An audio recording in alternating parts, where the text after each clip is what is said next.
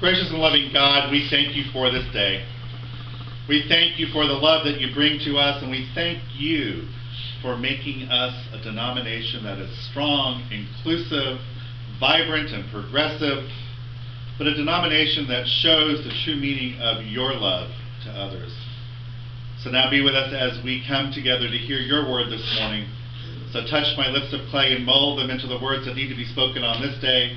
And may the ever-graciousness of all that are in our hearts be ever-loving to you. In your Son, Jesus the Christ. Amen. So as I said earlier, I bring you greetings from Reverend Troy this morning from Los Angeles. And as you know, like last week, I was in Los Angeles for our denomination's 50th anniversary, as well as the founding church's 50th anniversary. And as you all know, that I served there for almost 9 years as associate pastor. So it was good to be there, but it's good to be back home. I will tell you, it was a weekend full of love and spirited people that hadn't been around for years. It was nice to have almost all of the pastors back from day one. There's a few that are in the cloud of glory that were not with us, but almost all of the other pastors who have served on that denomination's church were with us that weekend, as well as seeing those who had come back.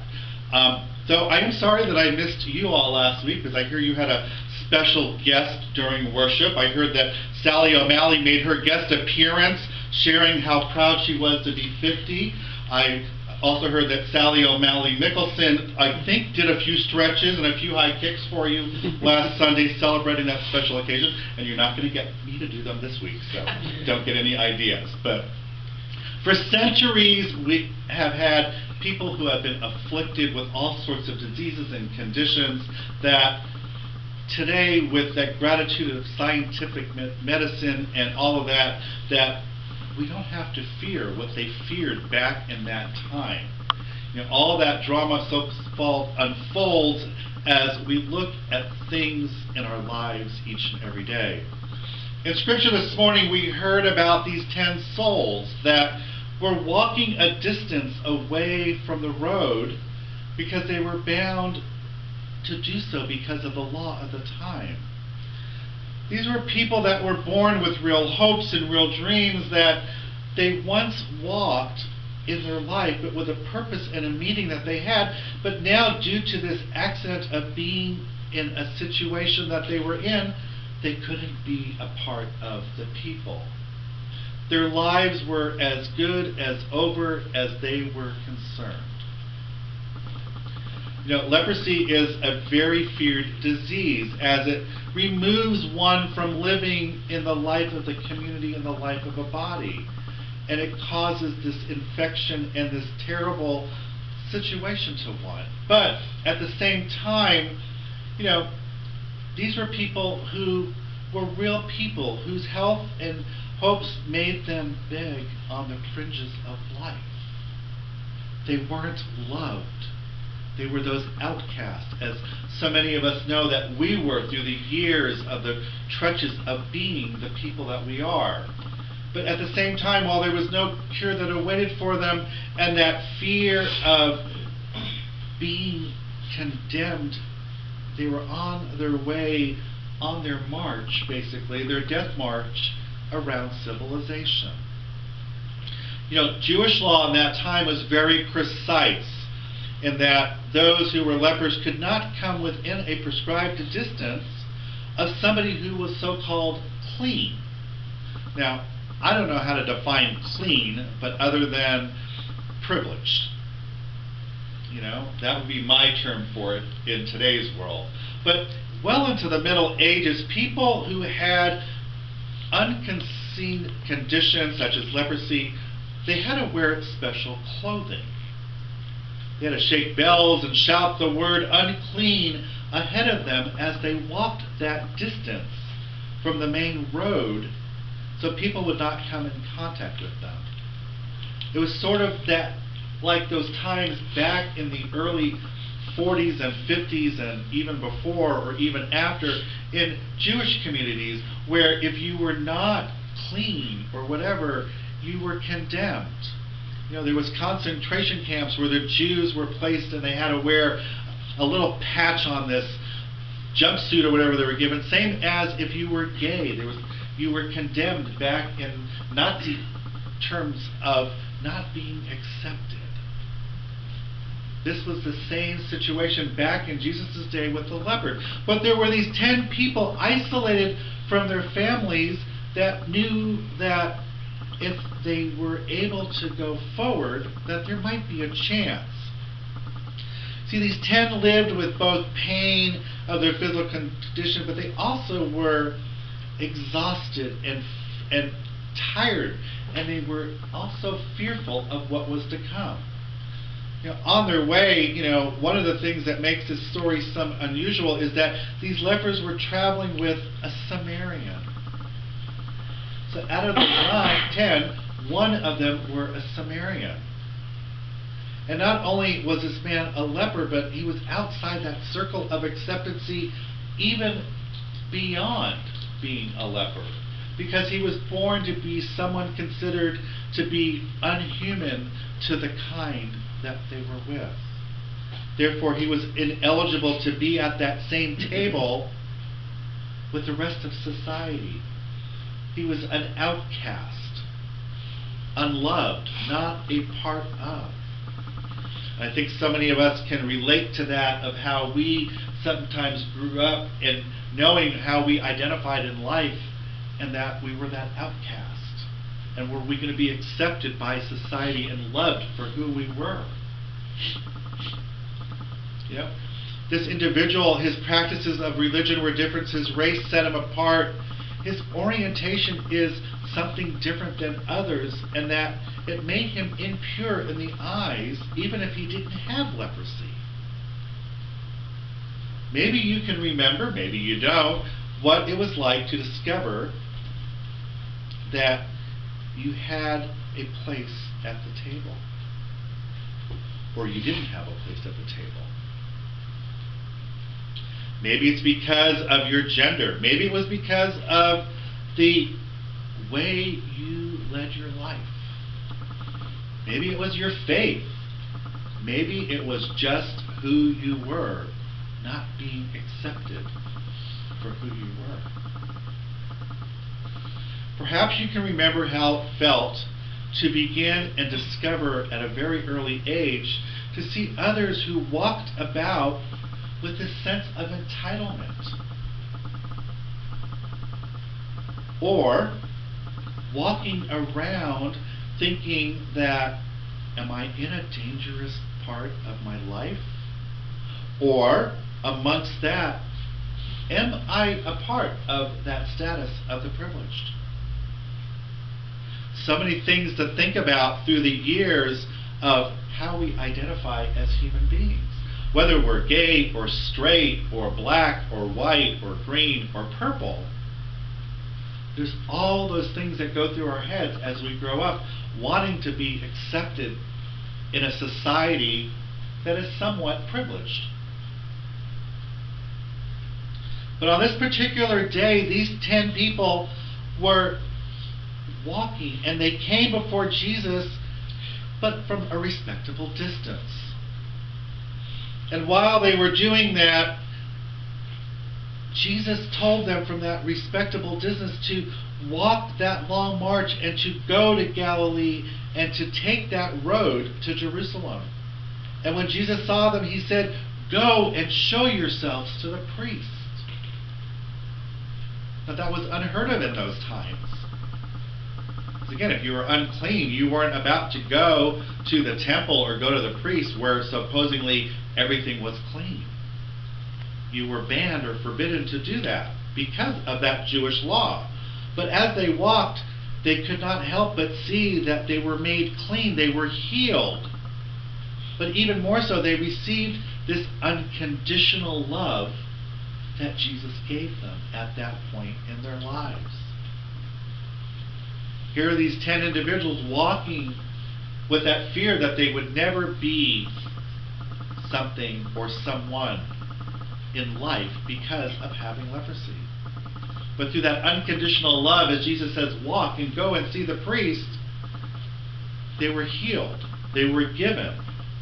But if you can imagine that as they walked, and they no further needed to be regulated and being on the outside. There was nothing keeping them from taking up their lives again. But perhaps as these former lepers got themselves back into a respectable order and stood before Jesus, and through all of that, they were now accepted. They were able to go back to their communities. They were able to go back and be who they were. But all except one.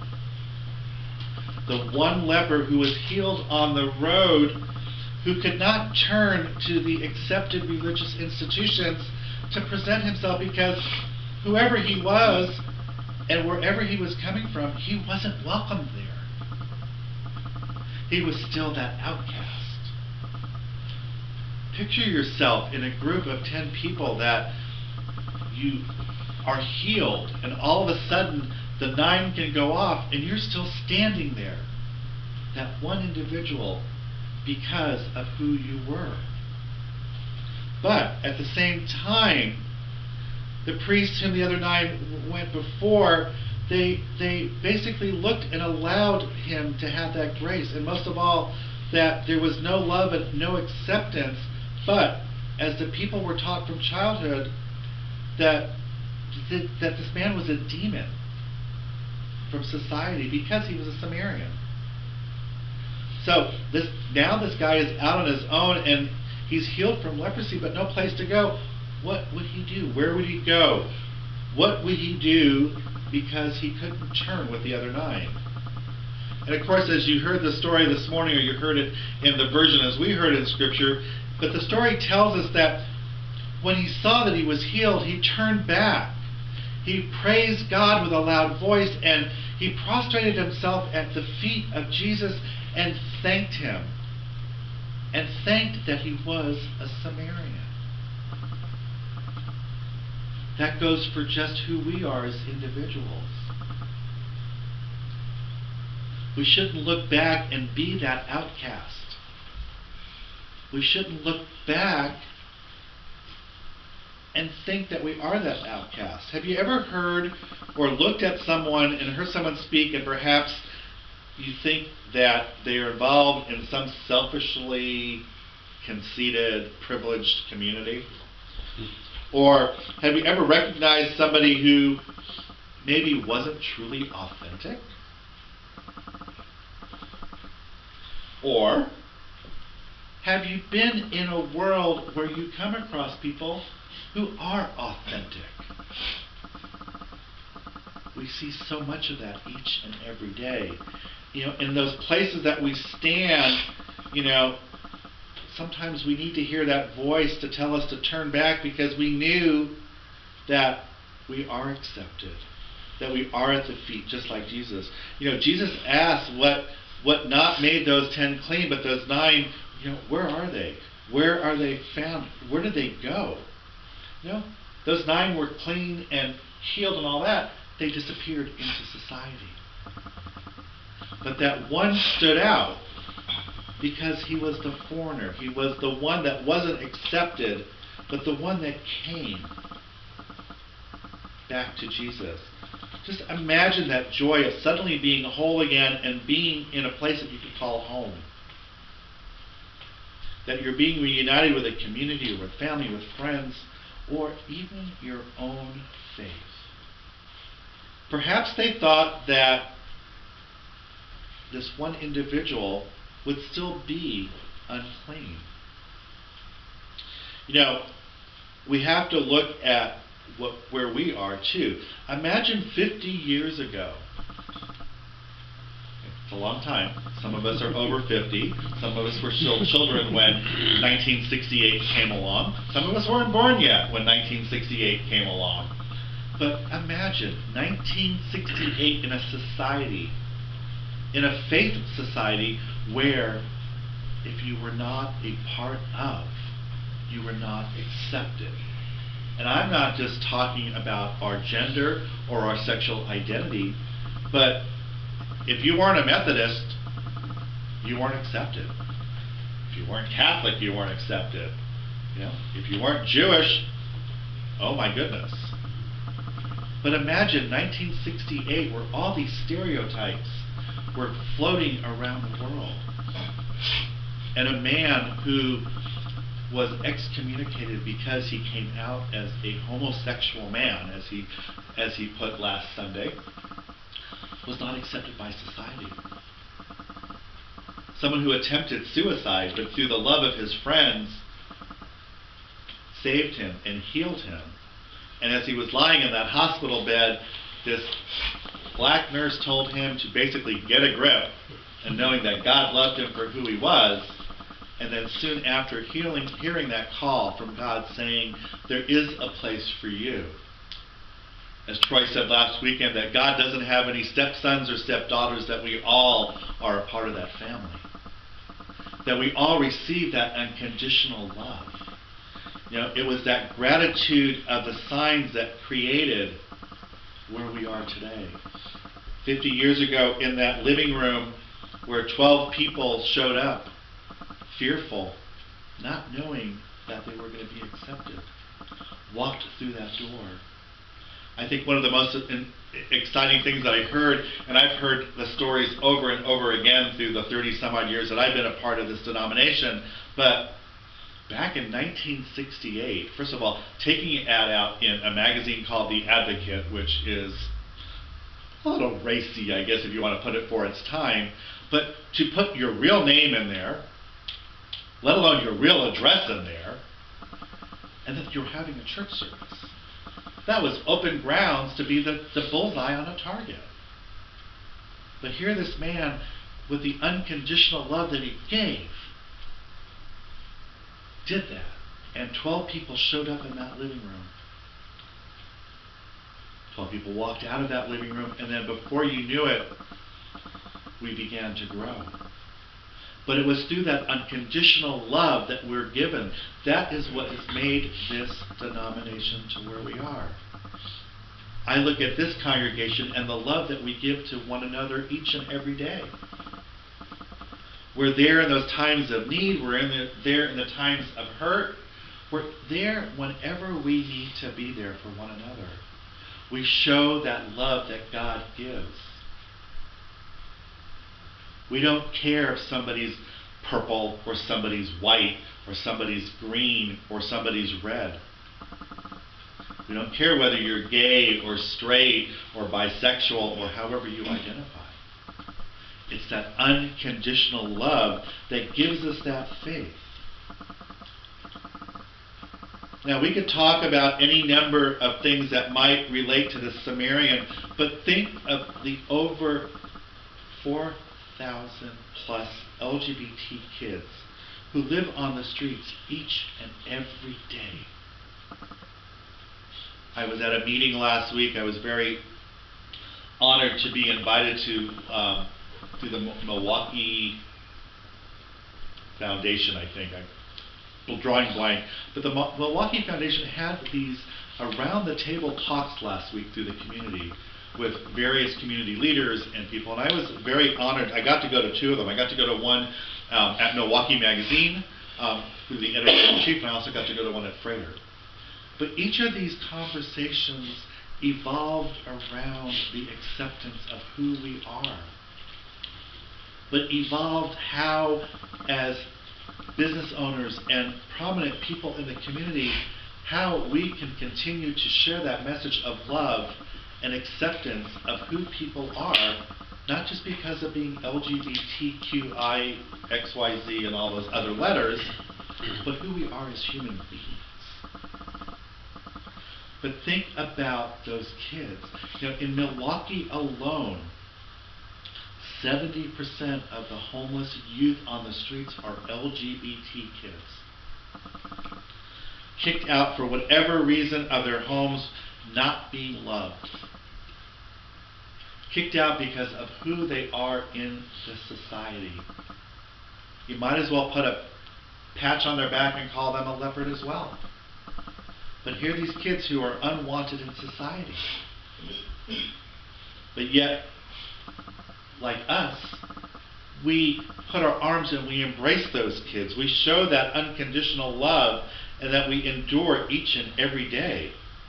You know, think of how it felt 50 years ago when Troy went out and he drew that line in the sand and basically took his foot and washed it away, saying that we all could walk over that line.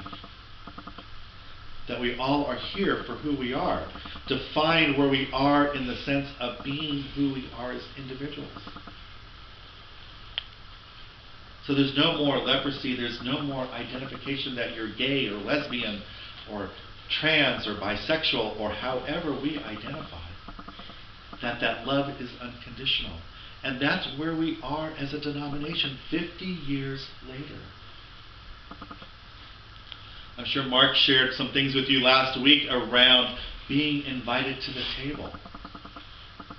We're all invited to the table each and every Sunday. Not just this table, but this table. We come together, we are individuals. You know, we sit and we laugh at the Sally O'Malley video with the high kicks and the stretches and all that, but we do that each and every day. We stretch ourselves out into the world, showing that unconditional love that God gives us. And I know from each and every one of you that I know in this congregation, and I see the things that you do out in this community, you do that. You know, we're going to turn 48 this year in November, in another month, believe it or not. 48 as a MCC in Milwaukee, 32 as this congregation. So we kind of have double anniversaries with us. But think of where we were 32 years ago. Where were you 32 years ago?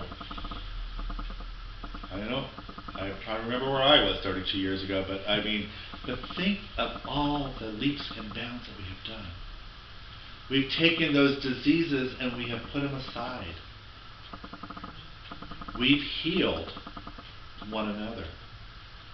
So as we look at the tracks that we take, as the Samaritan did that day, of being accepted and being loved, regardless of who he was, that's who we are. That's who we are and where we came from and where we continue to go each and every day. This past weekend, as many of you probably have seen on Facebook, you know, our wonderful Let's Go Get the News and the Gossip place. But this past weekend commemorated 20 years that Matthew Shepard has been gone. So last Saturday, believe it or not, was the 20th anniversary of his beating, and then he died 6 days later on the 12th. And it was very ironic to know that that date that he was beaten to death was the same day as the founding of our denomination. Interesting coincidence of 50 years and 20 years later. A tragedy that should never have happened, if you ask me. It was like individuals who were against the lepers, but here they chose this one individual. But I have to say that after 20 years, believe it or not, we're doing the right thing. I don't know if you saw in the news this past weekend, or I'm not sure, I think it came out on Friday, but they're actually going to lay him to rest at the Washington National Cemetery. I mean, if that's not an honor in itself to be memorialized and recognized for who you were. In a couple weeks, just so you know, Dennis and Judy Shepard will be in town, Matthew's parents. Our sister, partner in the Community Courage, their annual fundraiser is the first weekend in November. But on the 29th of this month, so in another couple weeks, they're doing a special performance at the Skylight at the Corbett, the Laramie Project, and you've seen it in your bulletins and all that. And it's the story of Matthew's death and Matthew's life. And Judy and Dennis will be there. I'm also very honored to be invited to an event the night before that they are hosting through the Matthew Shepard Foundation. So it's a chance to hear that story. Somebody who should have been loved unconditionally. We're human beings.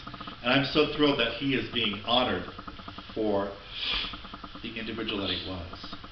But, as we look at today of who we are, we know that our love grows stronger than it ever has been. We know that we are created for just who we are, what we are, how we are, and where we're going in life. So that unconditional love that we have is always there. Amen? Amen. Amen.